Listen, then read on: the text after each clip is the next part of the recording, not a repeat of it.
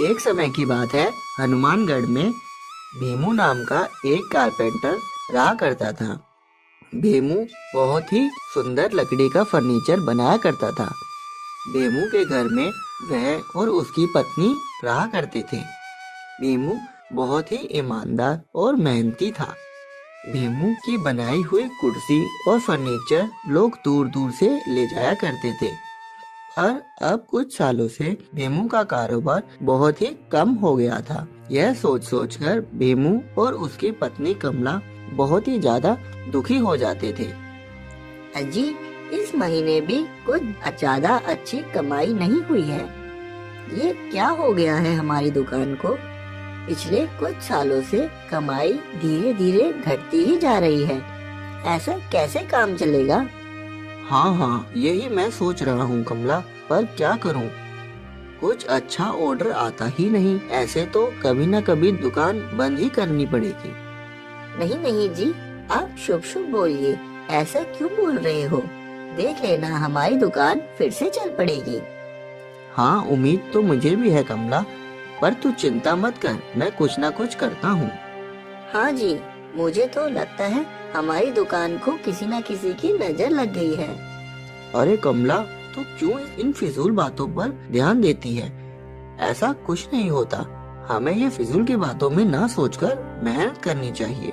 तू चिंता मत कर, मैं शहर जाकर कोई बड़ा ऑर्डर लाने की कोशिश करता हूँ। ऐसा कहकर भीमू शहर की तरफ चल पड़ता है। रास्ते में थोड़ी देर चलने के बाद भीमू थक जाता है। अरे, मैं तो बहुत ही ज्यादा थक गया, और ऊपर से ये गर्मी है कि ओफ। चलो ऐसा करता हूँ, इस पेड़ के नीचे थोड़ी देर आराम कर लेता हूँ। ऐसा कहकर भीमू पेड़ के नीचे आराम करने के लिए चला जाता है। तभी उसकी नजर पेड़ के पास ही बड़ी झाड़ियों पर पड़ती है। अरे ये क्या? भला इस जंगल में ये चमकती चीज क्या होगी? जरा पास जाकर तो देखूं। भीमू पास ही झाड़ियों की तरफ जाता है तो उसे वहाँ एक लकड़ी पड़ी हुई मिलती है। अरे, ये लकड़ी तो बहुत ही ज्यादा खास दिखाई दे रही है। जैसे ही भीमा लकड़ी को उठाता है, लकड़ी चमकने लगती है। अरे वाह, यह तो बहुत ही ज्यादा चमकने वाली लकड़ी है। लगता है यह कोई जादुई लकड़ी है, और इसकी चमक तो जैसे खत्म होने का नाम ही नहीं ले रही है। अरे वाह भाई भीमू, लगता है यह तो बहुत ही ज्यादा महंगी लकड़ी है। भीमू उस लकड़ी को लेकर अपने घर आ जाता है, और घर आते ही चमकदार लकड़ी की बात अपनी पत्नी कमला को बताता है। कमला लकड़ी को देखकर बहुत ही ज्यादा हैरान हो जाती है। अजी, आप सही कह रहे हो। इस तरह की चमकदार लकड़ी तो मैंने आज तक नहीं देखी। हाँ कमला, मैंने अपने पूरे जीवन में ऐसी लकड़ी कभी नहीं देखी जो इतनी ज्यादा चमकदार हो। इसे मैं बाजार में बेचकर बहुत ज्यादा पैसा कमाऊंगा। अजी नहीं, आप इसे बाजार में नहीं बेचेंगे। यह लकड़ी मुझे बहुत ही ज्यादा पसंद है। आप ऐसा कीजिए, आप इससे हमारे लिए एक पंखा बना दीजिए। वैसे भी गर्मी का मौसम है और बहुत ही ज्यादा गर्मी है। इस पंखे से हमें गर्मियों में कुछ तो राहत मिलेगी। कमला के बार बार कहने पर भीमू कमला की बात मान लेता है। फिर अगले दिन भीमू उसी चमकदार लकड़ी से पंखा बनाने लगता है, और देखते ही देखते शाम तक पंखा बना देता है। ये लो कमला, अब तो तुम खुश हो ना? अजी हाँ, बहुत खुश हूँ। आपने तो कमाल ही कर दिया। क्या बेहतरीन पंखा बनाया है, और पंखा बहुत ही ज्यादा सुंदर भी लग रहा है। हाँ, चल अब इसे चलाकर तो देख। फिर कमला जैसे ही वह जादुई पंखा चलाती है तो पंखे से नोटों की बारिश होने लगती है। यह देखकर कमला और भीमू हैरान हो जाते हैं। वह समझ ही नहीं पाते कि ये क्या हो रहा है। अरे अरे अरे अरे, ये क्या? पैसा ही पैसा।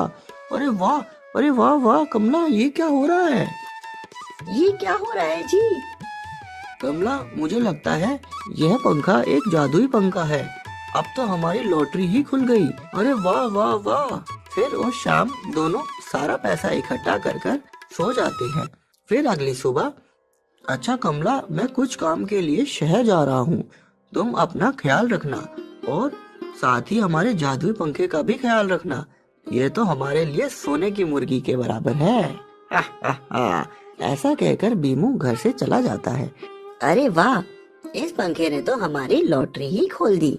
एक काम करती हूँ, मैं थोड़ा सा पंखा चलाकर देखती हूँ और मस्त करारे नोट छाप लेती हूँ और बाजार में जाके शॉपिंग भी करूँगी और सारा पैसा उड़ा दूंगी।